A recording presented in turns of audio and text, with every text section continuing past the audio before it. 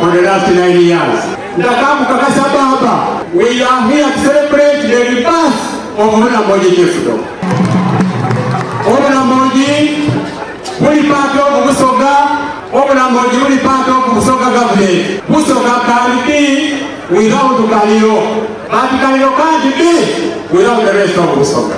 Papa, in conclusion, please, Sava, in all that period of absence in your kingdom, Baba, Oikiriye, Olubiri, Papa Waisu, Kalilo, Tukusava, a team eya Busoga, Eize, Eyongera Kurufereira. Abusanga y'okubona webaleyo webakubana mwife ndikwenda kusaawa eno okwaniriza Honorable Justice Batema ndikabona okwegaaga munganze basebo ne bajja munanirize Ajat Namyalo Agija wa office na chairman wa movement ya Uganda yona ndikwenda okwaniriza His Worship Daniel Epoku ndikwenda okwaniriza ba MP mwenamwena abali wano basebo ne bajja mungane saawe nanirize baganda baabwe okuva e Buganda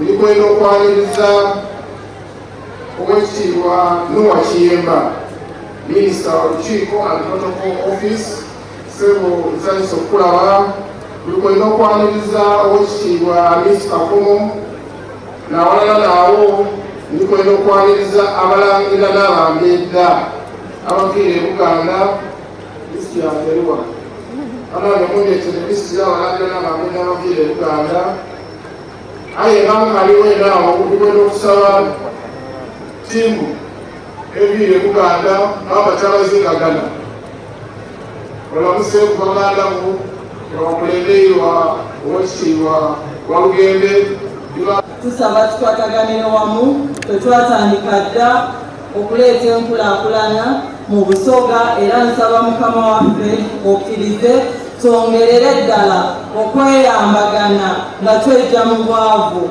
Tulina ebintu eby'enjawulo nga Office of the National Chairman bye tuleese eri bannabusoga nga twagala twejje mu bwavu naddala eri abavubuka n'abakyala. Abakyala tuleme kukuumibwa mabega tubeere nga naffe tusobola okwekolerera ne tubeera ne kye tuzza mu nsawo.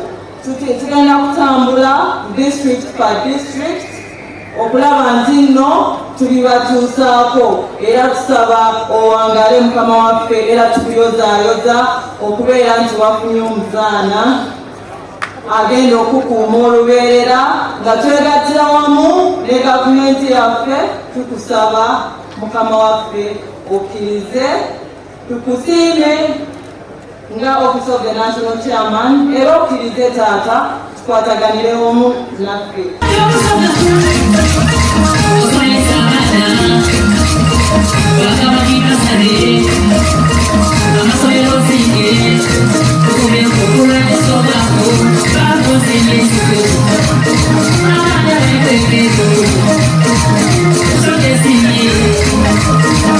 Thank you.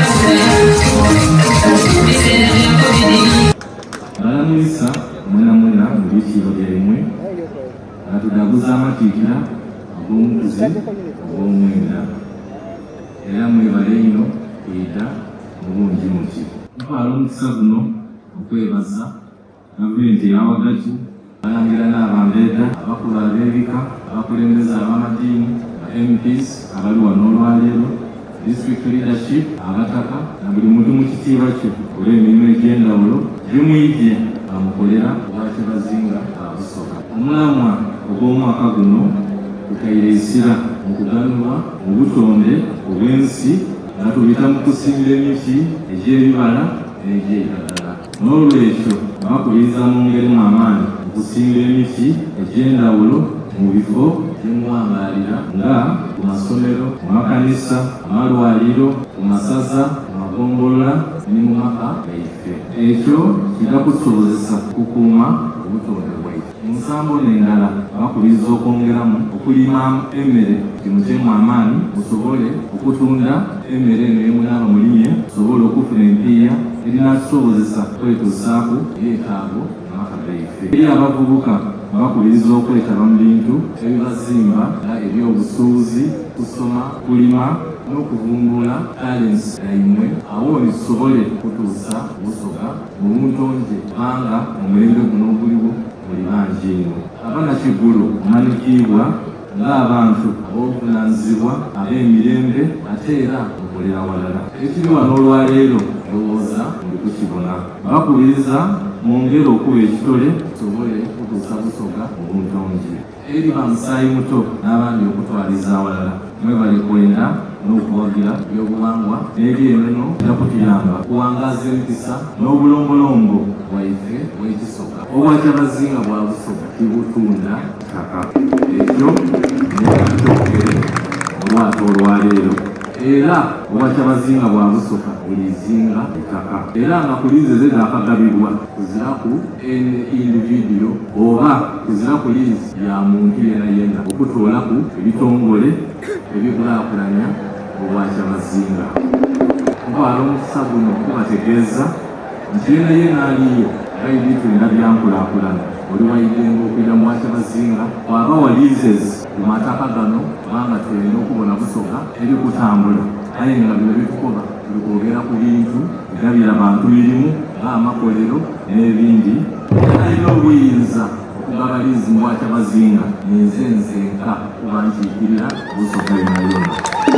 Amaliriza nongera okwebaza cabinet y'obwa Kyabazinga bwa Busoga ekulembeirwa Katuukiro ate ne chairperson organizing committee owekitiibwa Mafumo Richard n'akakiiko k'okoze nako emirimu gino omukolo guno gwaba muno.